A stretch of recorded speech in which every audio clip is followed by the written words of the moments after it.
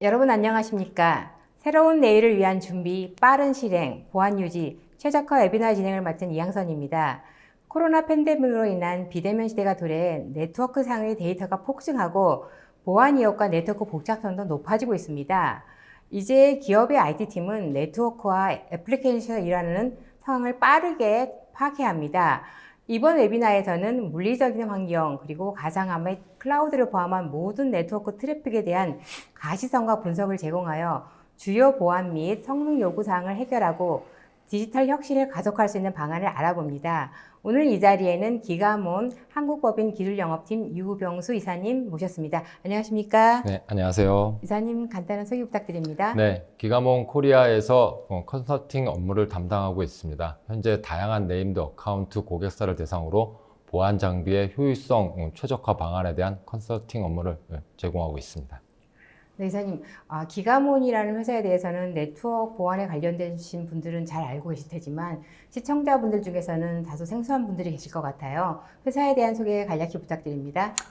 네, 기가몬은 네트워크 패킷 브로커 마켓의 글로벌 선두 기업이고요. 전 세계적으로 막 36%의 마켓 쉐어를 보유하고 있고 국내에서는 약 100여 개 정도의 고객사를 확보하고 있는 네트워크 패킷 브로커 전문 기업입니다. 네, 감사합니다. 오늘 웨비나를 어떻게 진행하실지 설명 부탁드립니다. 네, 오늘 제가 좀 말씀드릴 내용은요. 새로운 내일을 위한 준비라는 제목으로 기가몬 차세대 네트워크 패킷 브로커 제품에 대해서 말씀을 드릴 텐데요. 코로나 바이러스로 인해 지금 우리는 전례 없는 변화의 시대에 살고 있습니다. 직장인들의 업무 환경은 재택근무로 바뀌었고 학생들의 수업 환경은 온라인, 비대면으로 전환되었습니다. 트래픽이 늘어났고 IT 인프라에 대한 복잡성이 증가했습니다. 트래픽이 늘어났다는 것은 인프라 내에 보안 장비가 검사해야 될 트래픽의 양이 많아졌음을 의미하고 IT 인프라가 복잡해졌다는 것은 인프라에 대한 가시성을 확보해야 되는 그 중요성이 더더욱 부각되고 있다고 말씀드릴 수 있고요. 오늘 저는 그 두 가지 내용에 좀 초점을 맞춰서 기가몬 차세대 네트워크 패킷 브로커를 대한 제품을 소개를 하고 이 플랫폼이 주는 의미 그리고 핵심 기술 및 보안 장비를 효율성을 극대화할 수 있는 방안 및 구성 사례 그리고 마지막으로 클라우드 및 하이브리드 환경에서 가시성을 확보할 수 있는 방안에 대해서 순차적으로 말씀드리도록 하겠습니다. 네, 감사합니다. 이번 웨비나는 50분 정도 발표가 진행된 후에 10분의 시청자 질의 응답 시간을 갖도록 하겠습니다. 시청자 여러분께서는 웨비나가 진행되는 동안에 궁금하신 사항을 채팅창에 질문해 주시면 됩니다.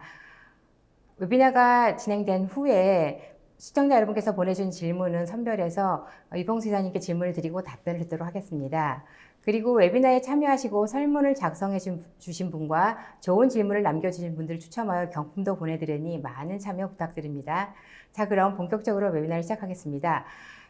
이사님, 오늘 웨비나의 주제가 기업의 네트워크 보안에 대한 것인데요. 사실 네트워크라 하면은 데이터의 대동맥이라고 할 수 있어서 문제가 발생했을 경우에는 사실 기업에서는 큰 손실이 일어날 수 있을 것 같아요. 그래서 더 잘 관리가 될 것 같은데, 그래서 네트워크 인프라를 모니터링하는 네트워크 패킷 브로커, MVP가 굉장히 중요한 솔루션으로 대두되고 있는데요. 이 MVP에 대해서 좀 더 구체적으로 설명해 주실 수 있으실까요? 네트워크 패킷 브로커는 말 그대로 네트워크상의 패킷에 대해 브로커 역할을 하는 제품을 네트워크 패킷 브로커라고 부릅니다. 그래서 보통 마켓에서 정의하는 네트워크 패킷 브로커라고 불리우는 제품들이 하는 일은 보통 아래와 같이 세 가지의 작업 단계로 좀 나눠줄 수가 있는데요. 먼저 데이터 인프라상에 돌아다니는 트래픽을 수집하는 단계, 수집된 트래픽에 대해서 중복 패킷 제거라든가 인캡슐레이션 혹은 패킷 필터링 혹은 마스킹과 같은 어떤 패킷을 최적화할 수 있는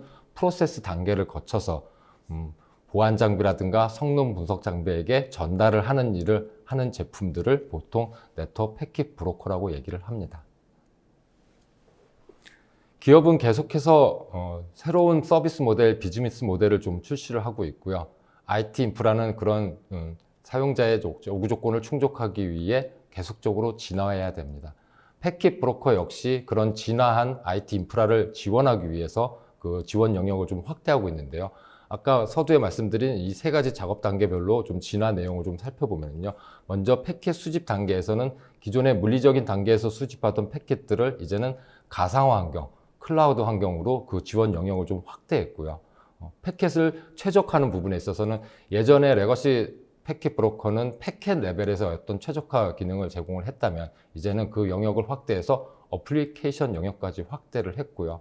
그래서 어플리케이션에 대해서 가시성을 제공하고 어플리케이션에 대한 필터링 기능, 그다음에 어플리케이션에 대한 어떤 특정 메타데이터 값을 전송하고 암호화된 트래픽에 대한 가시성을 제공하는 부분, 보공력 및 확장성을 위한 인라인 바이패스 기능 등 다양한 기능들을 제공하는 프로세싱 작업 단계를 거쳐서 이제는 보안 장비에게 데이터를 줄 때도 1대1의 형태로 줄 수도 있고요. 1대 N 혹은 N 대1 다양한 형태로 데이터를 보안 장비에게 전송해 줄 수 있게 되었습니다. 지금 보시는 화면은 일반적인 기업의 IT 인프라 구성인데요. 보시기에 좀 어떻습니까? 많이 좀 복잡해 보이시죠? 저는 사실 문의하느라 잘 모르겠지만 굉장히 복잡해 보이는데요. 네, 맞습니다.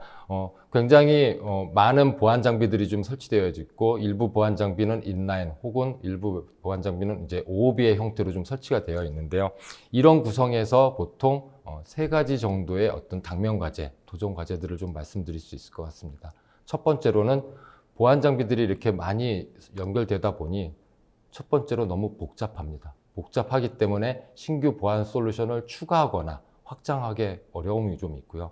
보안 장비들이 두 번째 문제는 보안 장비들이 인라인으로 설치되어 있다 보니 어떤 한 장비의 장애가 전체 서비스나 네트워크의 업타임에 영향을 줄 수 있는 그런 문제도 발생할 수 있고요. 또 세 번째로는 보안 장비들이 인라인으로 연결되어 있는 구성에서 어떤 특정 보안 장비가 필요로 하지 않는 불필요한 트래픽까지 받아서 처리를 함으로써 컴퓨팅 리소스가 낭비되는 그런 문제가 발생할 수도 있습니다. 그래서 저희 기가문에서는 다음과 같은 형태로 그 내용을 좀 정리를 하고 있는데요. 먼저 패킷 수집하는 부분에 있어서는 물리적인 환경뿐만 아니라 가상화 환경, 클라우드 환경에서의 데이터를 수집을 해서 수집된 데이터에 대해서 인라인 바이패스라든가 암복화 기능, 어플리케이션 필터링 기능, 메타데이터 기능 등의 기술들을 적용을 해서 웹 방화벽에게는 웹 방화벽이 필요한 80, 443 트래픽, ATP 보안 장비에게는 유튜브나 넷플릭스 같은 비디오, 오디오 스트리밍을 제외한 전체 데이터, IPS에게는 전체 데이터, SIM 장비에게는 실제 로 패킷이 아닌 특정 어플리케이션과 프로토콜에 대한 메타데이터 등을 전송하는 형태로 그 영역을 확대하고 있고요. 저희는 마켓에서는 사실 네트워크 패킷 브로커라고 부르고 있지만 사실은 저희는 다른 형태의 이름으로 좀 부르고 있습니다. 저희는 시큐리티 딜리버리 플랫폼이라는 이름으로 좀 부르고 있고요. 브로커라는 이름을 좀 별로 안 좋아합니다. 브로커라는 이름이 아시겠지만 약간 좀 부정적인 느낌도 좀 살짝 있고요. 저희가 하는 그 제공해드리는 그 기능들이 그 이상의 어떤 의미를 갖고 있기 때문에 저희는 좀 다른 이름으로 좀 부르기를 좀 원했고요. 그래서 한글로 해석을 하면 아마 보안 전달 플랫폼, 그래서 즉 보안 트랙에 필요한 트래픽만 전달해주는 플랫폼, 이렇게 해석을 하시면 될 것 같습니다. 네, 이사님 말씀대로 최근에 코로나 팬데믹으로 인해서 원격 근무라든지 재택근무 그리고 온라인 서비스의 이용이 급증하면서 사실 많은 부분에서 네트워크가 굉장히 복잡해졌거든요. 그런 부분에 있어서 이 말씀하신 차세대 MVP라고 했는데 MVP를 별로 안 좋아하시다 보니 보안 전달 플랫폼이라고 말씀하셨는데요. 그런 것처럼 이 플랫폼이 네트워크 트래픽의 전반적인 가시성을 높여주고 또 뿐만 아니라 분석을까지 가능하다면 굉장히 유용할 것 같은데요. 자, 그렇다면 기가몬의 보안 전달 플랫폼의 특징에 대해서 좀 더 깊이 좀 알고 싶은데요. 설명해 주시죠. 네. 저희 보안 전달 플랫폼은 앞서 말씀드린 패킷 수집 단계, 최적화 단계, 전달 단계에서 여러 가지 그 어떤 특화된 기능들을 좀 제공할 수 있는데요. 물리적인 환경, 가상 환경, 클라우드 환경을 지원할 수 있고 다양한 인터페이스 속도를 지원할 수 있고 패킷을 분할하거나 중복을 제거하거나 로드 밸런싱을 할 수 있습니다. 또한 암호화된 트래픽에 대한 가시성 확보가 요즘 많이 화제되고 있는데 그런 부분에 대한 복화 기능도 제공을 하고 있고요. 넷플로우나 메타데이터에 대한 어떤 속속값도 전달해 줄 수 있습니다. 하지만 제가 지금 방금 말씀드린 내용들은 저희 보안 전달 플랫폼이 제공해드리는 어떤 기능들에 대한 좀 나열일 것 같고요. 사실 지금 이 방송을 보고 계신 시청자분들 혹은 고객분들께서는 저런 기능이 우리한테 어떤 의미가 있지? 나한테 뭐가 도움이 되지? 뭐 이런 생각들을 하실 수 있을 것 같아요. 그래서 저는 이제부터는 좀 다른 형태로 저희가 어떤 기능의 나열이 아닌 이런 기능들이 어떤 이 방송을 보고 계신 고객분들에게 어떤 의미로 전달될 수 있는지 그 부분에 대해서 좀 다르게 좀 해석을 해보고 싶고요. 주관님 얼마 전에 그 한국 영화가 하나 개봉을 했습니다. 그 제목이 다만 악에서 구하소서라는 제목의 한국 영화인데요. 많이 익숙한 구문이시죠. 예, 사실 성경에 나오는 구절입니다. 성경 주기도문에 나오는 구절이고요.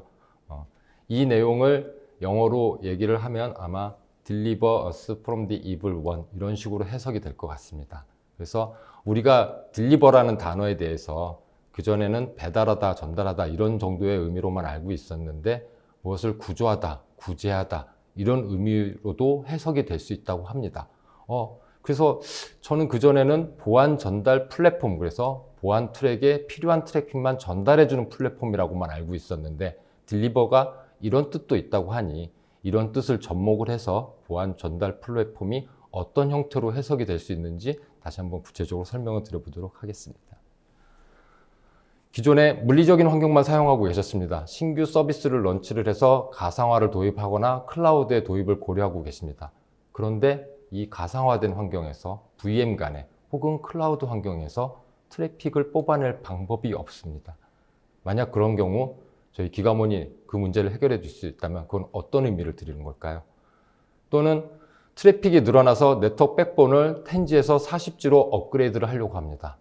네트워크를 업그레이드하면 보안 장비도 업그레이드를 해야 합니다. 현재 예산이 부족합니다. 네트워크를 먼저 하고 보안을 나중에 하자니 스피드가 맞지 않습니다. 반대로 보안 장비를 먼저 업그레이드하고 네트워크를 업그레이드 여전히 스피드에 문제가 맞지 않죠. 그래서 연결을 할 수가 없는 문제가 발생합니다. 만약에 기가몬 장비가 중간에 들어가서 네트워크는 그대로 10G를 사용하시고 업그레이드된 40G 방화벽을 연결하면서 기존에 사용하시던 10G 방화벽 같이 사용할 수 있다면 어떻겠습니까? 또 암호화된 트래픽에 대한 가시성을 많이 얘기를 하고 계신데 그 부분에 대해서 저희 기가몬 장비가 개별 툴들이 하던 암복화 작업을 대표적으로 일괄적으로 수행을 해서 그 평문화된 트래픽을 각각의 보안 장비에 전달해 주거나 혹은 일부 트래픽의 경우 MPLS라든가 VXLAN이라든가 GR 헤더 같은 헤더 정보를 달고 들어와서 보안 장비나 성능 분석 장비가 제대로 그 트래픽을 해석하지 못하는 문제가 발생할 수 있는데 그런 문제들에 대해서 저희 기가몬 장비가 해결을 해드린다면 그거는 여러분께 어떤 의미가 있을까요?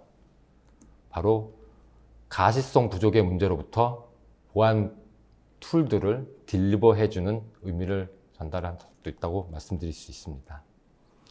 두 번째로는 개별 툴들의 어떤 암복화 작업을 저희 기가몬 장비가 일괄적으로 수행을 해서 보안 장비가 복수계로 있는 경우 로드 밸런싱이나 이런 기능들을 통해서 전달할 수 있고 특정 어플리케이션에 대해서 복잡한 설정이 아닌 단순한 클릭 몇 번만으로 내가 원하는 트래픽, 관심 있는 트래픽 혹은 보안 장비를 거치지 않아도 되는 유튜브라든가 넷플릭스와 같은 비디오, 오디오 같이 하이 볼륨이면서 로우 리스크한 백업 트래픽과 같은 이런 트래픽들은 최소한의 보안 장비만 거치도록 설정을 자유자재로 할 수 있다면 그건 여러분께 어떤 의미가 있을까요? 또 실제 패킷이 아닌 그 패킷을 표현하는 어플리케이션을 표현하는 메타데이터 값만을 전송함으로 인해서 어떤 내 외부 트래픽에 대한 통찰력을 가질 수 있다면 그래서 라이트 트래픽을 라이트 트랙에 전송할 수 있는 그런 기능을 제공해 준다면 그건 여러분께 어떤 의미가 있을까요? 바로 성능 부족의 문제로부터 보안 장비를 딜리버 해준다고 말씀드릴 수 있을 것 같고요.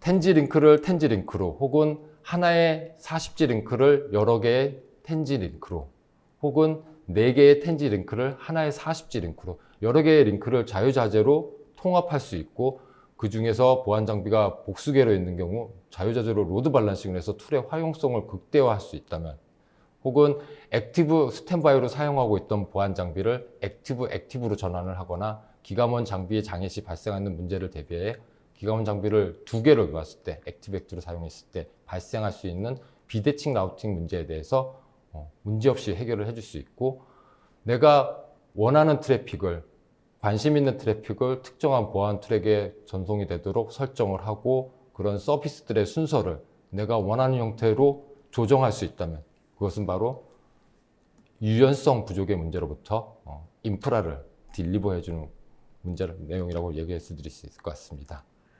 네, 기가몬의 보안 전달 플랫폼이 사실 이제 네트워크상에 있는 보안적인 측면에서 기업들이 당면하고 있는 가시성의 부족이라든지 성능 저하라든지 아니면 연하지 못한 그런 부분들의 문제점을 해결해 주실 수 있으시다고 말씀하셨는데요.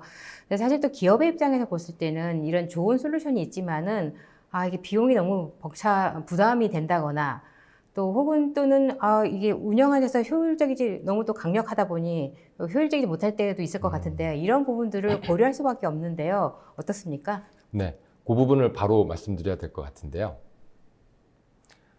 기존에 사용하고 계신 IBM의 Q레이더라든가 스플렁크 같은 SIEM 장비 혹은 NPM 같은 네트워크 분석 장비로 로우 패켓이 아닌 어떤 어플리케이션에 대한 메타데이터 값을 전송함으로써 전체 인프라에 대한 어떤 가시성을 확보할 수 있다면, 또 패켓을 저장하는 장치가 있는데 그 장치에게 패켓을 보낼 때 슬라이싱을 해서 페이로드가 아닌 페이로드 값만 보내고 헤더 값만 보내게 되고, 중복이 되는 패켓이 있을 경우 그 중복을 미리 제거해서 패켓을 저장하는 장치에게 보낸다면 아마 그 장치가 디스크에 패켓을 저장하는 그 기간이 늘어남으로 인해서 어떤 신규 장비를 도입해야 되는 그 기간이 더 길어질 수도 있을 것 같고요. 통신 사업자 쪽에서 주로 많이 사용하시는 GTP 트래픽에 대해서, 이 터널링 프로토콜에 대해서 저희가 다양한 필터링 그 요소값을 좀 제공을 하고 있습니다. 이 필터링 값에 기반해서 안드로이드 폰에서 들어온 데이터, 맥폰, 애플폰에서 들어온 데이터를 구별을 하고 GTP 버전 1 트래픽, GTP 2 트래픽을 분리하고, 사용자 기반의 어떤 임시값 혹은 수픽값 이런 것들에 기반한 트래픽을 분리해서 고객 경험 관리 툴이라든가 OSS 쪽에서 사용하고 계신 툴의 구입 비용 혹은 구입 그 개수가 줄어들어서 비용을 절감할 수 있다면, 바로 그것은 주관님께서 말씀하신 비용 절감의 문제로부터 딜리버 해주는 거고 말씀을 드릴 수 있을 것 같고요. 저희가 인라인 바이패스 기능을 제공합니다. 심지어 저희 장비에 전원이 공급되지 않아도 네트워크 업타임의 서비스에 문제가 없습니다. 와플을 3대를 사용하고 계시는데, 예를 들어 한 장비가 하드웨어 폴트가 났습니다. 혹은 패치를 해야 되고 업그레이드를 해야 되는데요. 저희 같은 경우에는 그 해당 장비에서만 바이패스 기능을 제공해서 전체 네트워크에 영향이 없도록 할 수 있고요. 또 이런 부분도 있겠죠. 신규 서비스를 런치하기 위해서 보안 솔루션을 검토하고 있었는데 A, B, C라는 3개의 벤더를 검토하고 있었습니다. 각각의 벤더에 별로 일주일 정도의 어떤 POC 기간을 주어서 제품을 테스트하고 검증할 수 있는데요. 그 말은 바꿔서 얘기하면은 약 3주 정도의 기간이 제품을 검증하는 데 소요되고 전체적인 사업 기간이 늘어날 수 있고 IT에 대한 민첩성이 지연될 수도 있습니다. 그런데 만약에 기가몬 장비가 있어서 동일한 3개의 벤더가 동일한 환경에서 동일한 트래픽을 그 즉시 받을 수 있다면 어떨까요? 바로 아마 POC 결과가 나올 수 있을 겁니다. 기간이 굉장히 많이 단축이 되겠죠. 또 이런 부분도 있을 것 같습니다. 어떤 쉽지 않은 문제가 발생을 해서 네트워크 팀과 보안 팀이 협업을 해서 문제를 해결을 해야 되는 경우도 있는데, 네트워크 팀에서 사용하는 툴이 틀리고 보안 팀에서 사용하는 툴이 다릅니다. 그들이 데이터를 수집하는 구간 역시 달라서 어떤 협업을 하는 데 있어서 원활하게 진행되지 않는 부분이 있는데요.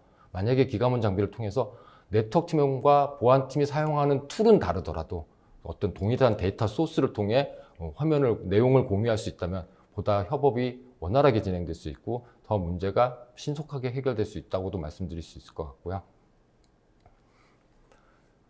저희 장비에서 제공하는 통합 콘솔을 통해서 물리적인 환경뿐만 아니라 가상 환경, 클라우드 환경 전체를 다 하나의 콘솔에서 관리를 할 수 있고요. 이 통합 콘솔을 통해서 컴피그, 구성이라든가 백업, 보관, 그다음에 가시화, 모니터링, 리포팅 또는 서드 파티의 어떤 어플리케이션과도 쉽게 연동이 되는 그런 기능들을 제공을 하고 있는데요. 그것들은 바로 운영 효율성의 문제로부터 딜리버 해준다고 말씀을 해줄 수가 있습니다.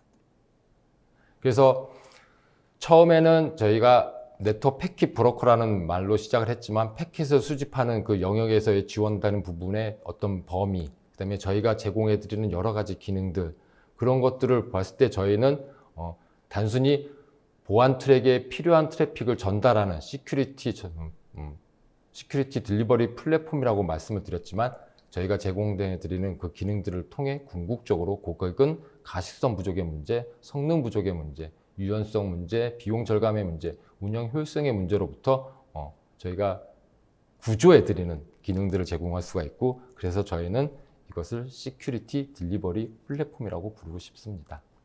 네, 기감원 보안 전달 플랫폼이 가지는 5가지 특징에 대해서 잘 들었는데요. 계속 이사님께서 말씀하시기를 물리적 환경이라든지 가상화 그리고 클라우드 네트워크 전반에 걸쳐서 트래픽에 대한 네트워크 가시성을 제공한다는 걸 굉장히 많이 강조하셨어요. 네, 그렇다면 이렇게 이 트래픽에 대한 네트워크 가시성을 구현하기 위해서는 어떤 기술이 들어갔는지 좀 궁금한데요. 좀 구체적으로 설명해 주시죠. 네. 자, 이제부터는 그러면은 앞서 말씀드린 그 여러 가지 기능들을 구현할 수 있는 저희의 어떤 핵심 기술과 그것들의 어떤 구성 사례, 뭐 이런 내용 위주로 좀 말씀을 드려야 될 것 같고요. 서두에 말씀드린 네트워크 패킷 브로커라고 불리는 제품들이 하는 3가지 일을 상기시켜서 이 슬라이드를 보시면 좀 더 이해가 빠르실 것 같습니다. 3단계의 작업이 있었습니다. 먼저 패킷을 수집하는 단계죠. 그래서 지금은 물리적인 환경뿐만 아니라 프라이빗 클라우드, 퍼블릭 클라우드 혹은 가상화 환경에서 저희가 트래픽을 수집할 수 있는 버추얼 탭을 제공을 하고 있고요. 이렇게 수집된 데이터가 저희 장비 안으로 들어오면 이제 최적화하는 프로세싱의 단계를 거쳐야겠죠. 그래서 제일 먼저 보시는 게 플로우 매핑이라는 기술인데요. 이 플로우 매핑은 스위치에 익숙하신 분들은 아마 금방 아실 겁니다. 스위치의 액세스 리스트와 비슷한 기능을 제공하고 있고요. 저희는 현재 한 30가지 정도 미리 정의된 항목들, IP 포트는 당연히 기본적으로 제공을 하고 있고요.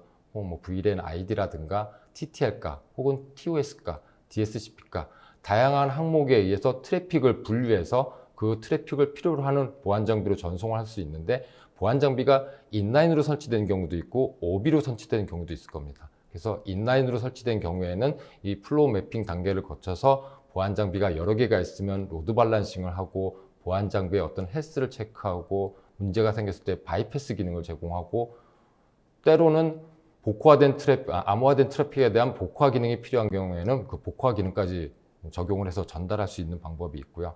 아웃 오브 밴드는 좀 더 유연합니다. 좀 더 많은 기술을 적용할 수 있고요. 먼저 처음에는 패킷 기반의 기술을 적용을 해서 패킷을 슬라이싱해서 어떤 헤더 정보만 보내는 경우, 혹은 어떤 특정한 헤더를 달고 오는 경우 그 헤더를 제거해서 보안 트랙에 전송하는 기능, 혹은 PCI DSS나 GDPR, ISMS와 같은 각종 컴플라이언스 규제를 준수하기 위해 개인정보와 같이 민감한 데이터에 대해서 마스킹할 수 있는 마스킹 기능, 이런 것들이 있고요. 이거는 패킷 기반이고요. 좀 더 상위 레벨인 어플리케이션 이제 기반의 어떤 최적화 기술들을 살펴보면은 중복을 제거할 수가 있고요. 그다음에 어떤 특정 어플리케이션이나 프로토콜에 대한 메타데이터 값을 전송할 수가 있고요. 암 복화 기능도 제공할 수 있고, 통신사업 쪽에서 사용되는 GTP, 트래픽에 대한 필터링, 이런 기능들을 제공을 해서 보안 장비, 이제 마지막에 이제 포워딩 단계가 남았죠. 그래서 보안 장비에게 데이터를 전송을 할 때 1대1 혹은 1대-N 혹은 N-대-1의 형태로 트래픽을 전달할 수 있게 됩니다.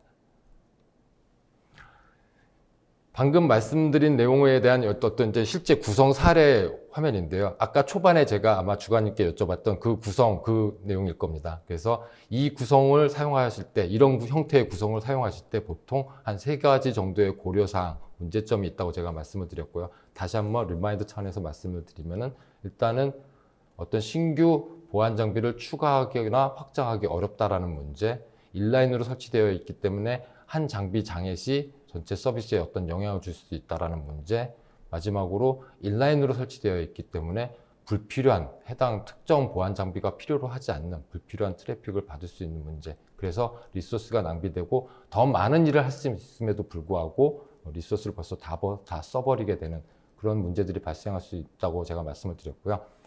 실제로 기감원 장비를 한번 도입을 해보겠습니다. 이렇게 생긴 구성에서 상단 방화벽과 하단 스위치 사이에 저희 기감원 장비가 저렇게 인라인으로 들어가게 되면요, 기가몬이 인라인으로 들어가는 상황에서 기가몬 장비의 전원이 끊겼습니다. 혹은 하드웨어 폴트가 났습니다. 그러면 1번에서 5번으로 바로 바이패스가 되게 할 수도 있고요. 옆에 또 다른 기가몬 장비가 있다면 그쪽으로 페이로버를 할 수도 있고요.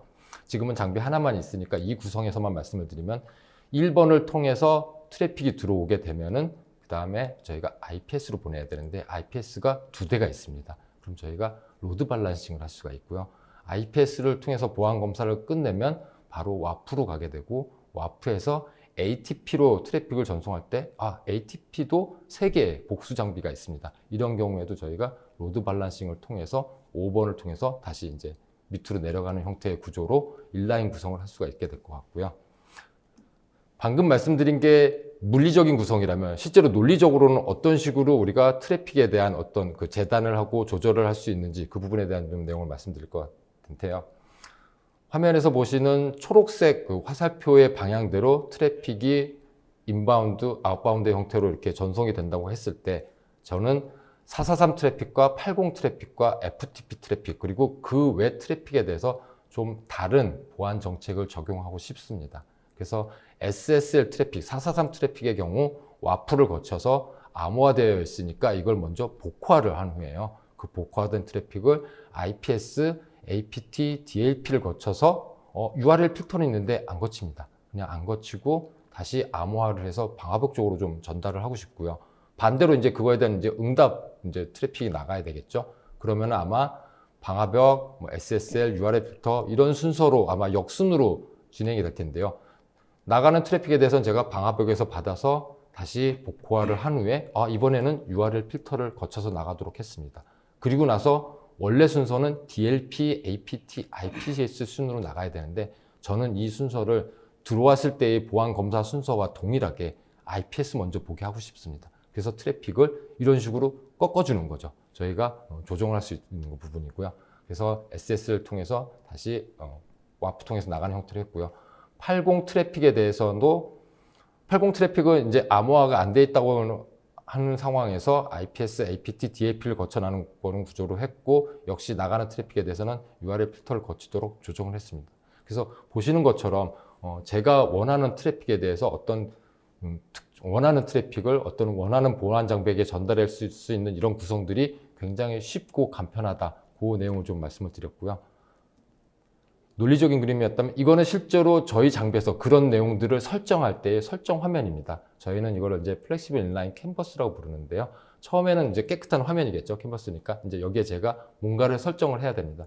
제일 먼저 설정하고자 하는 것은 내가 원하는 어떤 인터페이스로 들어온 트래픽에 대해서 내가 1번으로 표시된 부분을 마우스로 끌어다 놓고요. 그 다음에 이 인터페이스에 어떤 형태의 룰을 적용할 것이냐. 443에 대한 트래픽, 80에 대한 트래픽, 그리고 그 외 트래픽에 대해서 어떤 보안 장비들을 타겟할 것이냐, 어떤 순서로. 요거에 대한 맵을 마우스를 끌어다 놓으면 되고요. HTTPS 같은 경우에는 제가 3번, 4번에 있는 보안 툴들을 끌어다가 이렇게 그림해 놨고요. 네모 박스에 표시된 GS 부분은 이제 저희 기가 스마트에서 암호화된 트래픽에 대한 복화 부분을 표시를 한 거고요.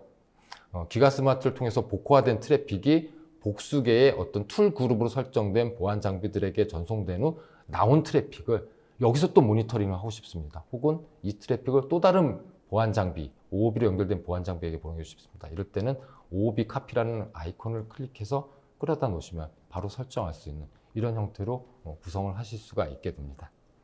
네, 기가몬의 보안 전달 플랫폼의 핵심적인 기술과 그리고 또 효율적인 네트워크 장비 구성을 위한 인라인 솔루션에 대한 설명 잘 들었는데요. 자, 이번에는 기업마다 애플리케이션 사용에 따른 트래픽 현황도 굉장히 다 다를 것 같아요. 이런 다 다른 상황에서는 모니터링의 역할이 되게 중요할 것 같은데 이 부분은 어떻습니까? 네. 그 부분에 대해서 말씀을 드리면요. 저희 쪽에서 제공하고 있는 어플리케이션에 대한 가시성 부분은 이제 AFI라는 게 있고 AMI라는 게 있습니다. AFI는 이름 속에 포함된 것처럼 이제 필터링이라는 이름이 들어가 있고요. 저희 그 AFI를 활성화시키게 되면은 화면 우측에 보시는 것처럼 현재 그 인프라에서 사용되고 있는 다양한 어플리케이션에 대해서 저희 장비가 자동으로 인식을 해서 DPI 엔진을 통해서 자동으로 인식을 해서 그 사용량이나 현황들을 자세하게 보여드리고 있고요. 여기에서 내가 원하는 트래픽, 예를 들어서 유튜브, 페이스북, 넷플릭스 같은 트래픽들은 보안 장비를 반드시 거쳐야 한다. 그러면 해당 트래픽만 설정해서 특정 보안 장비에게 보낼 수도 있고요. 반대로 이런 오디오, 비디오 트래픽 이런 것들, 그러니까 하이 리스크하고 하이 볼륨이면서 로우 리스크한 트래픽은 별도의 어떤 모든 보안 장비를 거칠 게 아니라 최소한의 보안 장비만 거치도록 해야겠다고 해서 특정 보안 장비만 거치도록 하는 이런 설정들을 쉽게 바로 여기서 할 수 있다는 거죠. AMI는 AFI가 어떤 트래픽을 필터링하는 데 중점을 뒀다면 AMI는 그렇게 필터링 된 트래픽에 대해서 어떤 정보들을 줄 것이냐, 실제 로우 패킷이 아닌 어떤 그 메타데이터 값을 줄 것이냐라는 그 내용을 대한 설명이고요. 그래서 기존의 네트워크 기반의 어떤 로그, 그러니까 누가 언제 이런 것들을 뛰어넘은 무엇을 어떻게 그 내용까지 메타데이터를 통해서 확인하실 수가 있는데요. 예를 들어서 DB를 사용하고 계신 경우, 몽고DB나 MS SQL을 사용하고 계신 경우 로긴 정보라든가 어떤 메시지의 랭스 이런 정보들을 확인하실 수가 있고요. 만약에 클라우드 쪽에 박스라든가 드랍박스를 사용하고 계신 경우 사용자의 로긴 정보, 파일 타입, 파일명, 파일 사이즈 이런 다양한 정보들에 대해서 실제 로우 패킷을 보지 않고 메타데이터 값만으로도 그 내용을 파악하실 수 있는, 그런 현황을 파악하실 수 있는 이런 정보들을 확인하실 수 있고요. 예를 들어 스카다라든가 ICS를 사용하고 계신 경우에는 컨트롤 플러그라든가 다양한 OP 코드에 대한 응답 코드 이런 값들을 확인하실 수 있게 됩니다. 그래서 이 화면은 저희가 현재 지원하고 있는 애플리케이션이나 프로토콜에 대한 다양한 어떤 메타데이터 값들에 대한 내용들을 좀 예시로 좀 보여드린 내용인데요. 여기에서 비트토런트 이제 P2P로 많이 이제 알고 계신 이제 어플리케이션이죠. 이 비트토런트 같은 경우에는 저희가 약 35가지의 메타데이터 속성 값을 지원을 하고 있고요. 이 속성 값들을 다 이네이블 하셔서 보셔도 되고요. 아니면 정말로 필요한 몇 가지 내용만 이네이블 하셔서 그 내용을 받아보실 수도 있고요. 페이스북 같은 경우는 73가지가 있고요. Gmail은 117가지나 어떤 속성 값들을 제공하고 있습니다. 프로토콜 쪽에서는 이제 라우팅 프로토콜로 많이 사용하고 계신 BGP 같은 경우 21개의 어떤 속성 값, DNS 같은 경우에는 한 48가지의 이런 속성 값들을 제공을 하고 있습니다. 네, 애플리케이션 활용에 따른 내외부 트래픽의 모니터링을 위해서 필요한 게 AFI하고 그다음에 AMI 기술이라고 말씀하셨는데요. 그렇다면 실제 이 두 기술이 어떻게 연동되는지 좀 구체적으로 예를 들어 설명해 주실 수 있으실까요? AFI는 제가 필터링 부분이라고 말씀드렸고 AMI는 이제 M이 가운데 있으니까 메타데이터라고 이제 말씀을 드렸습니다. 그래서 설정은 굉장히 간단합니다. 그래서 먼저 AFI 부분에 들어가서 이제 AFI 필터링 부분에 보면 널 포트라는 표시가 되어 있는데요. 저 널 포트를 선택하시게 되면은 AFI에서 유튜브나 넷플릭스 이 트래픽을 선택을 했지만 해당 트래픽은 보안 장비나 어떤 기타 툴로 보내지 않겠다라는 설정이고요. 여기에서 그 밑에 전달할 어플리케이션 부분에서 제가 유튜브나 넷플릭스를 선택을 하게 됩니다. 혹은 반대로 전체 어플리케이션을 선택을 하고 차단한 어플리케이션에 유튜브나 넷플릭스를 설정을 하게 되면 AFI 설정은 끝나게 되는 거고요. 굉장히 간단하죠. 그러면 이제 유튜브하고 넷플릭스를 선택을 했습니다. 트래픽은 보내지 않지만 이거에 대한 메타데이터 값을 보내기로 설정을 하신다면은 본 예시에서는 이제 스플렁크한테 그 메타데이터를 전달하는 형태로 좀 구성을 컨피그를 짜봤는데요. 저희가 스플렁크한테 데이터를 보낼 때 두 가지 형태의 포맷으로 데이터를 전송할 수 있습니다. 많이 알고 계신 시스로그 형태의 CF 포맷 혹은 랩플로우의 인핸스된 버전인 IPFix의 형태로 전송을 할 수 있게 되고요. 그 밑에 화면 하단에 보시면 이제 유튜브나 넷플릭스에 대해서 어떤 메타데이터 값을 전송할지 이렇게 설정 몇 번, 클릭 몇 번만으로 설정이 완료될 수가 있고요. 이 화면은 실질적으로 스플렁크에서 기관문에서 보여준 메타데이터를 수신했을 때의 화면입니다. 굉장히 많은 메타데이터 값을 표현해서 좀 보여주고 있는데요. 스플렁크를 예를 들어 잘 사용하고 계신 굉장히 좀 전문가 이상의 어떤 스킬을 보유하신 분께서는 이 상태로 그냥 쓰셔도 상관이 없을 것 같습니다. 하지만 모든 엔지니어의 그 스킬의 뎁스가 동일할 수 없기 때문에 저희 기관문에서는 이렇게 메타데이터도 전송해 드리지만 저희가 전송한 어떤 메타데이터 값에 대해서 좀 더 직관적으로 그리고 가시적으로 이렇게 가시화할 수 있는 어떤 별도의 앱을 공짜로 제공을 하고 있고요. 스플렁크 웹사이트에서 저희 기가몬이 기가몬 애플리케이션 인텔리전스 포 스플렁크라는 앱을 인스톨 하시게 되면은 이 앱을 통해서 APM 혹은 NPM에 관련된 부분, 데이터 유출에 관련된 부분, 의심스러운 어떤 리모트 커넥션에 관련된 부분, 넌 스탠다드 프로토콜을 사용하는 부분에 대한 어떤 내용들, 이런 것들을 어떤 텍스트가 아닌 비주얼라이즈된 그래프나 이런 좀 보기 편한 어떤 화면의 형태로 좀 내용을 확인하실 수가 있고요. 그래서 이 화면 같은 경우는 이제 예시 화면인데 앞서 보여드렸던 거는 HTTP 프로토콜에 대한 응답 현황, 그 다음에 에러 코드 값, 그 에러 코드, 그 다음에 응답 코드가 200인지 300인지 400인지 500인지에 대한 내용이었다면 지금 보여드리는 부분은 어떤 표준 포트 번호를 사용하지 않는 어떤 프로토콜에 대한 현황들을 이렇게 보여주고 있습니다. 네, 기가몬 보안 전달 플랫폼의 핵심 기술, 그리고 또 트래픽의 가시성을 확보할 수 있는 방법, 그리고 또한 보안 장비의 효율을 극대화할 수 있는 방법에 대해서 살펴봤는데요. 최근에는 많은 기업들이 클라우드를 도입하고 있습니다. 사실 이제 클라우드 같은 경우에는 기존의 환경과 전혀 다른 환경이기 때문에 기업 입장에서는 고민이 많을 것 같아요. 클라우드 운영할 때 어떤 고민들이 있을까요? 클라우드 운영 현황에 대한 리포트를 이제 살펴보면은요, 약 한 91%의 고객분들이 약간 퍼블릭 클라우드를 사용하고 있다고 합니다.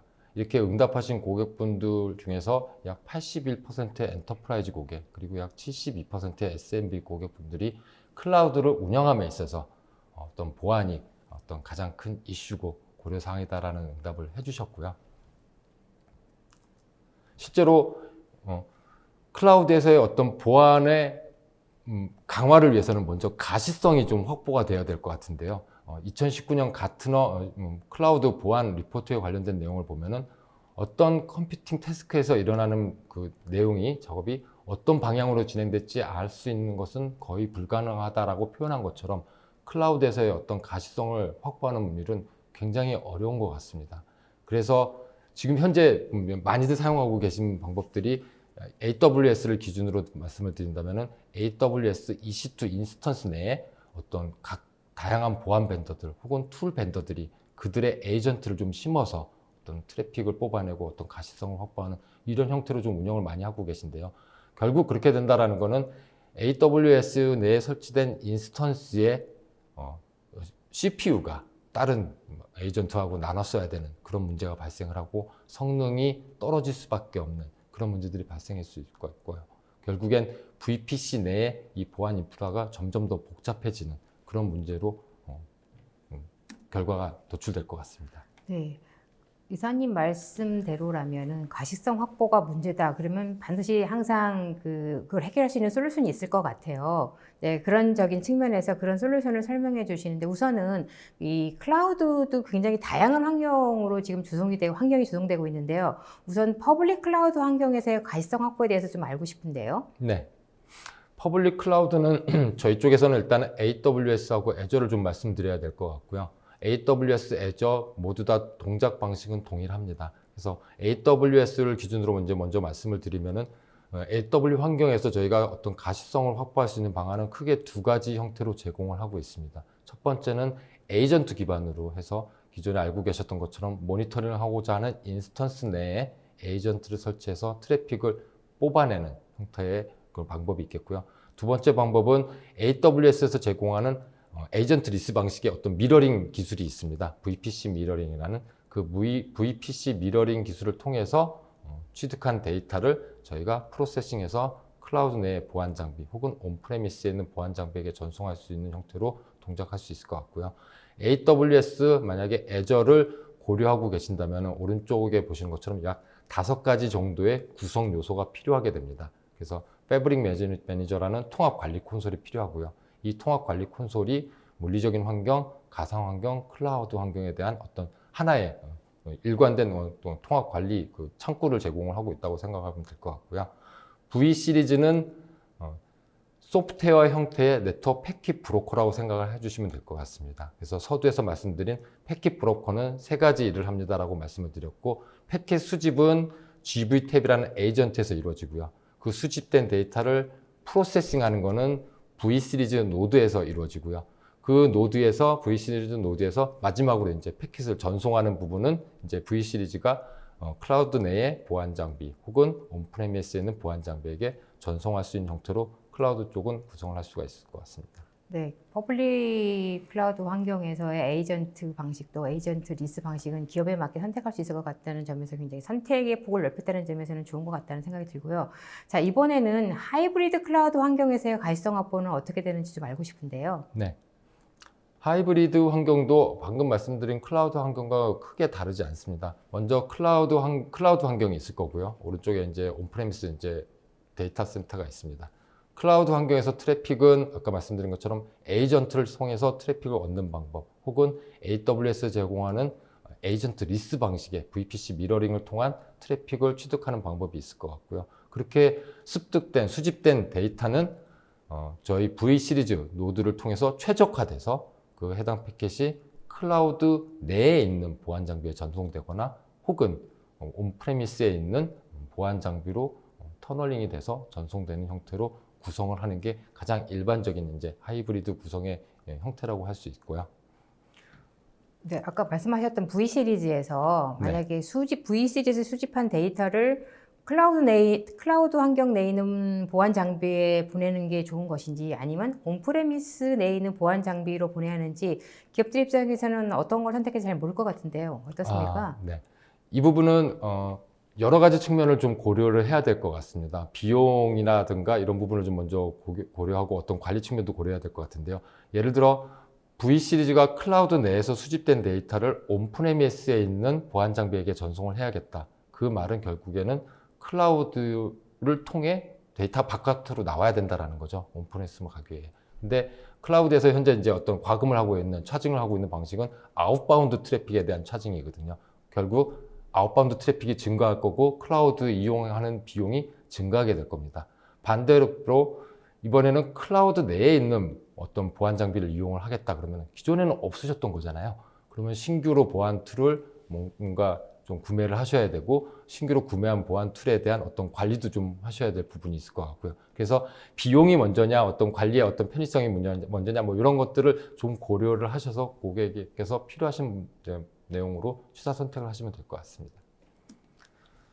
방금 보여드린 게 일반적인 하이브리드 형태의 어떤 구성이라고 말씀드렸는데요. 사실 그 구성은 어떤 POC라든가 어떤 간단한 구성, 보통 그런 형태 때 많이 쓰이는 것 같고요. 실질적으로 구성하시는 형태는 이 그림에서 보시는 것 같은 구성이 가장 일반적일 것 같습니다. AWS 내에 멀티 VPC를 만들어 놓고 그 중에 한 VPC가 어떤 시큐리티 티어가 되는 거죠. 시큐리티에 대한 어떤 중심이 되는 거고 여기에 보안 장비들이 다 모여 있는 거고요. 어플리케이션이나 어떤 비즈니스 유닛에서 하고 있는 VPC에서 수집된 데이터들이 VPC 피어링을 통해 시큐리티 티어 쪽에 있는 V 시리즈로 전송이 되고 V 시리즈에서 해당 트래픽을 수신을 해서 클라우드 내 혹은 온프레미스에 있는 보안 장비로 전송하는 게 아마 제가 보기에는 가장 일반적인 하이브리드 환경에서의 어떤 가시성 확보 방안이라고 말씀드릴 수 있을 것 같습니다. 네, 잘 들었습니다. 자, 이번에는 프라이빗 클라우드와 그리고 가상 환경에서의 가시성 확보도 알고 싶은데요. 네.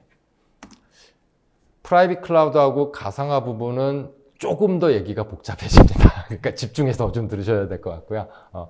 퍼블릭 클라우드 쪽에서는 제가 AWS하고 Azure를 이제 예를 들어서 말씀을 드렸는데요. 프라이빗하고 이제 가상화 쪽은 여러 가지 기술들이 있습니다. VMware의 EXX나 NXX 부분도 있고요. 이 부분을 지원할 수 있는 저희가 가상 탭도 있고 V 시리즈도 있습니다.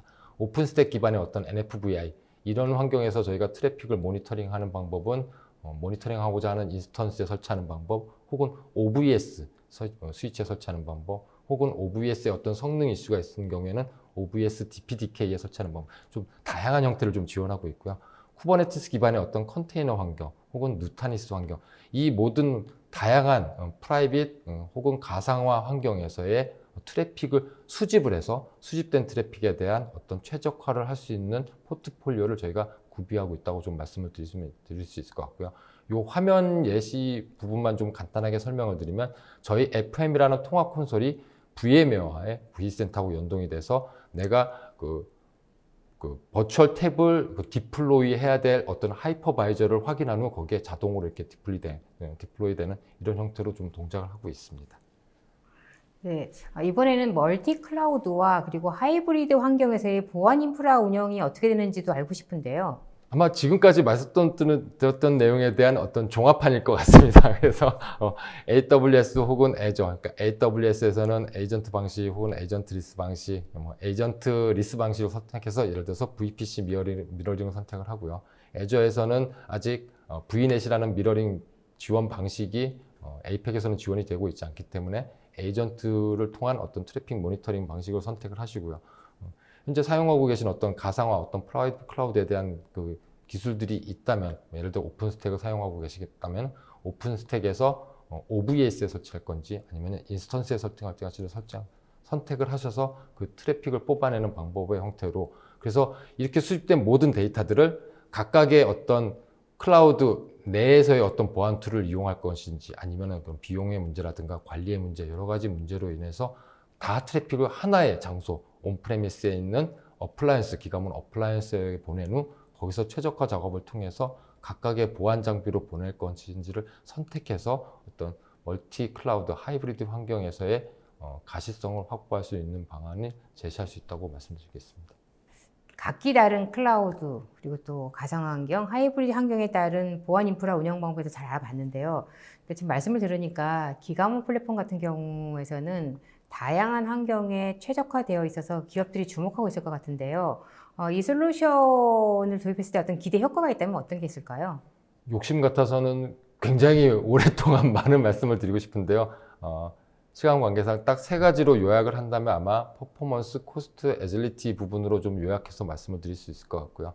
기가문 장비 도입을 통해서 보안 장비가 그들에게 필요한 트래픽만 받게 되고, 그러면서 어떤 오탐주율이 감소하고 인라인 바이패스 기능이라든가 로지컬 바이패스 기능을 통해 네트워크의 중단 시간이 감소하는 어떤 퍼포먼스의 측면, 그다음에 기가문 장비를 도입함으로 인해서 신규 보안 장비를 도입해야 되는 기간이 좀 더 길어지거나 지연되거나 혹은 또 취소될 수 있는 그런 부분을 감안한 어떤 비용 절감의 측면, 그다음에 가시성 증가의 측면을 관련된 코스트 부분, 마지막으로 요즘같이 급변하는 이런 환경에서 IT 인프라가 빠르게 변화해야 되는데 그런 부분에 있어서 민첩성을 제공해 줄 수 있는 부분, 그다음에 IT 인프라의 복잡성을 이렇게 감소시켜 줄 수 있는 애질리티 부분. 그래서 퍼포먼스, 코스트, 애질리티가 아마 제가 기가문에 대해서 고객분들이 기대할 수 있는 가장 큰 세 가지 요소라고 말씀드릴 수 있을 것 같습니다.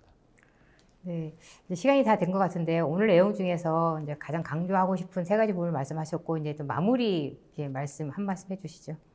우리는 새로운 내일을 준비해야 됩니다. 코로나 이후로 우리는 많은 변화가, 빠른 변화가 좀 일어나고 있고 불확실성이 증가하고 있습니다. 이런 환경에서 IT 인프라는 빠르게 변화하는 그 요구 조건에 대해서 신속하게 대응을 할 수 있어야 되고요. 보안은 한정된 예산으로 기존의 어떤 고객의 사용자의 요구 조건을 수용하면서 더 동일한 수준, 기존보다 더 높은 보안성을 제공을 해야 되는데요. 기가문과 상의하십시오. 기가문이 여러분의 디지털 혁신을 도와드리겠습니다. 네, 감사합니다. 네, 이병수 이사님 강의 잘 들었습니다. 고생하셨습니다. 감사합니다. 네, 이사님께서 강의하시는 동안 시청자분들이 다양한 질문을 남겨주셨는데요. 시청자분들이 주신 소중한 질문 몇 개를 골라봤습니다. 질문 드리도록 하겠습니다. 자, 우선 타 보안 기업과 협업도 중요할 텐데 협업도 하시고 계신가요? 라고 하셨고요. 다른 보안 제품과의 상호 연동은 어떤가요? 라고 질문해 주셨는데요. 예, 하고 있습니다. 저희가 글로벌하게는 테크니컬 얼라이언스가 있고요. 다양한 유명한 보안 메이커들과 협업을 하고 있습니다. 왜냐면은 비록 표준에 기반해서 움직이고 있지만 서로 간에 때로는 연동에 있어서 어떤 이슈가 있는 부분도 있기 때문에 그런 부분에 대한 문제를 미연에 방지하기 위해서 글로벌 벤더들과 협업을 진행하고 있습니다. 네, 또 다른 질문은요. SSL 검사를 위한 보코와 암호화 기능을 사용하기 위해서는 다른 SSL 가시성 장비와 동일하게 사설 인증서를 설치하는 방식인가요? 라고 하셨는데요. 네, 맞습니다. 근데 SSL 부분은 조금 더 기술적으로 좀 설명을 드리면요. 인바운드냐, 아웃바운드냐라는 부분을 좀 고려해야 될 것 같고요. 방금 말씀하신 것처럼 인증서를 설치해야 되는 부분을 말씀하시면 아마 인바운드일 것 같은데요. 네, 다른 그 복호화 장비와 동일하게 실제 서버에 어떤 인증서와 키값을 저희 장비에 이렇게 복사해서 넣는 형태로 복호화를 제공하고 있습니다. 네. 또 다른 질문은요. 요즘 암호화된 트래픽에 대한 가시성이 많이 강조되고 있는데요. TLS 1.3에 대한 복호화도 가능한가요? 라고 하셨는데요. 네, 가능합니다. TLS 1.3은 이제 가장 그 최신의 표준이 된 복화 쪽 알고리즘이라고 생각을 하면 되고 있고요. 그쪽에서 얘기하고 있는 5가지 사이퍼 수시에 대한 암호화 알고리즘에 저희가 지원을 하고 있고 복호화 기능을 제공하고 있습니다. 네, 그래서 지원합니다. 네. 그리고 이건 전체적으로는 제품 포트폴리오에 대한 질문인데요. 기가몬 MVP 제품 포트폴리오는 어떻게 구성되나요? 라고 하셨는데요.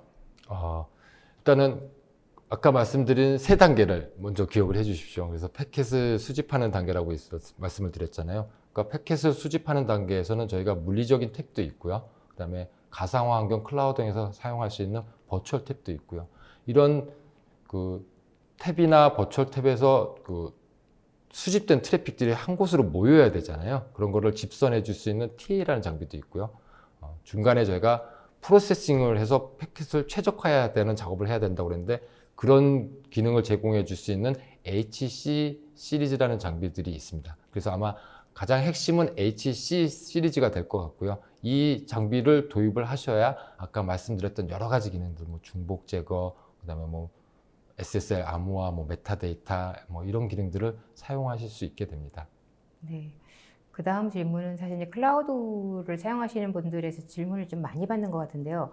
클라우드 환경에서의 라이선스는 어떻게 구성되나요? 라고 하셨는데요. 네. 저 부분은 아마 클라우드에서의 어떤 가격 정책이나 뭐 이런 가격 부분을 문의를 하신 것 같은데요.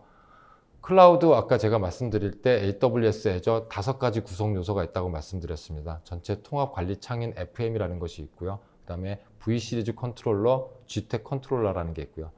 GV탭 에이전트는 이제 소프트웨어 형태의 에이전트이고요. 그다음에 이 수집된 트래픽을 최적화해주는 V 시리즈라는 것이 있는데요. 이 각각의 구성 요소를 다 사시는 게 아니고요. 퍼블릭 클라우드의 경우 AWS 애저 같은 경우에는 저희가 GV탭만을 판매를 하고 있고 서브스크립션 베이스입니다. 그래서 이 GV탭 라이센스를 구매하시게 되면 방금 말씀드린 이 5가지 구성 요소들을 한 번에 다 사용하실 수 있게 됩니다. 네, 그렇다면 만약에 퍼블릭을 사용하다가 또 하이브리드, 이제 프라이빗을 사용했을 경우도 있고 할 텐데 그렇게 좀 변화가 있을 경우에도 라이센스는 어떻게 되나요? 그런 경우에는? 예, 그때도 상관이 없고요. 근데 AWS에서 사용하는 가격 정책하고 애저에서 사용하는 그 제품의 프로덕트 스큐가 다릅니다. 그래서 AWS에서 구매하셨다고 해서 그거를 애저에서 쓸 수는 없는 상황인 거고요.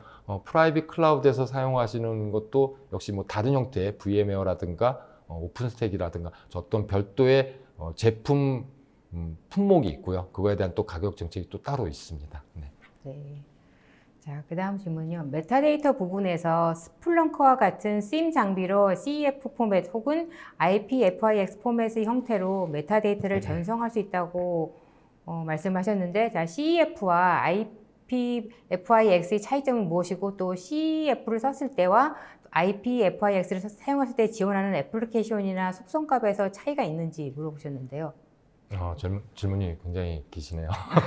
일단 결론부터 말씀을 드리면은 CF를 쓰던 IPFIX를 쓰던 저희가 지원할 수 있는 어플리케이션의 수라든가 속성 값에는 변함이 없습니다. CF는 보통 이제 알고 계신 시스 로고 형태의 포맷이고요. 그래서 플레인 텍스트입니다. 그러니까 암호화가 되어 있지 않고 그냥 플레인 텍스트고 많이들 알고 계신 와이어샤크나 이런 걸로 CF 데이터를 캡처해 보시면 그 내용들이 아마 다 보이실 거고요. IPFIX는 인핸스된 넷플로우 버전이라고 그러죠. 보통 이제 넷플로우 10이라고 보통 얘기를 하는데 쟤는 바이너리 형태입니다. 그래서 중간에 와이어샤크로 떠서 보셔도 그 내용이 좀 보이시진 않을 거고요. 서로 다른 포트 번호 어떤 이런 것들의 좀 차이, 그러니까 데이터를 표현하는 방식의 차이 이런 부분만 있을지 근본적으로 이 2가지의 기술들이 지원할 수 있는 어플리케이션의 수라든가 속성 값에는 차이가 없습니다. 네. 질문이 상당히 많은데요. RESTful API를 통해 서드파티 애플리케이션과의 연동도 가능한가요? 라고 하셨는데요. 네, 네, 가능합니다. 저런 형태로 좀 많이들 사용하고 계시고요. 저희 고객 사례 중에 뭐 어떤 고객 같은 경우에는 RESTful API를 통해서 저희 통합 콘솔인 FM에 API 이제 명령을 내려서 어떤 일부 맵을 만들거나 삭제하는 형태의 이런 용도로도 굉장히 많이 사용하고 계십니다. 네, 또 다른 질문은요. 클라우드 부분에서 통합 관리 콘솔을 온프레미스가 아닌 클라우드 내에 설치해도 되나요? 라고 하셨는데요. 네, 가능합니다. 근데 약간의 그 고려사항이라든가 뭐 이런 부분이 좀 있을 것 같고요. 만약에 통합 관리 콘솔을 온프레미스에 설치를 하게 되면은 그 말씀은 결국 온프레미스에 있는 이 통합 관리 콘솔이 클라우드에 있는 장비에 액세스를 해야 된다는 얘기거든요. 그러니까 AWS 같은 경우에는 그런 경우에 AWS 키값이라는 게 필요합니다. 근데 그게 굉장히 중요한 거거든요. 열쇠입니다. 집으로 들어가는 열쇠. 그걸 만약에 잃어버리시게 되면요. 혹은 악의적인 사용자의 손에 들어가게 되면 그 클라우드에서 어떤 행위도 가능합니다. 그러니까 클라우드 전체가 통째로 날아갈 수 있는 뭐 이런 이슈가 있을 수 있고요. 그게 약간 좀 너무 리스크가 크다. 그래서 그러면 FM을 클라우드 내에 두어서 반대로 이제는 온프레미스에 있는 어떤 장비를 관리를 해야 된다면은 그때는 그 클라우드 내에 있는 FM에 대해서 이 장비에 대한 IAM 룰을 정의를 해주시면 됩니다. 네, 그런 형태로 원하시는 쪽에 통합 관리 콘솔을 두실 수 있습니다. 네, 이게 마지막 질문이 될 것 같은데요. 장애 발생 시 지원 절차는 어떻게 되나요? 라고 하셨는데 굉장히 중요한 질문인 것 같은데요. 아, 네, 중요합니다. 네, 저 부분은 아마 대부분의 밴드에서 지원하는 절차하고 동일할 것 같습니다. 어떤 장애가 발생을 하게 되면 이제 일단 저희 기가몬과 그 파트너 관계를 맺고 있는 파트너사 엔지니어 혹은 초판이 엔지니어 분들을 통해서 문제의 어떤 레벨 1, 2의 어떤 트러블 슈팅을 진행을 하게 되고요. 장애 중간중간에 물론 저도 인발부가 돼서 많이 지원을 해드릴 거고요. 저희가 그렇게 많은 인원을 보유한 벤더가 아님에도 불구하고 다른 벤더보다 좀 이게 좋습니다, 강점입니다라고 좀 자신 있게 말씀드릴 수 있는 게 저희가 직원이 그렇게 많지 않음에도 불구하고 한국에 택 직원이 있습니다. 그래서 기존의 다른 벤더 같은 경우 어떤 문제가 발생을 했을 때 케이스를 오픈하시게 되면은 뭐 영어로 진행해야 되는 이런 부분들에 있어서 많이 어려움도 있고 시차라든가 이런 부분에 있어서 지원이 원활하지 않은 부분도 있었는데요. 저희는 한국 조직에 이제 상주하고 계신 택 직원을 통해서 같은 이제 신속한 어떤 그 지원 서비스를 받을 수 있다라는 게 다른 벤더 대비 좀 강점이라고 말씀드릴 수 있을 것 같습니다.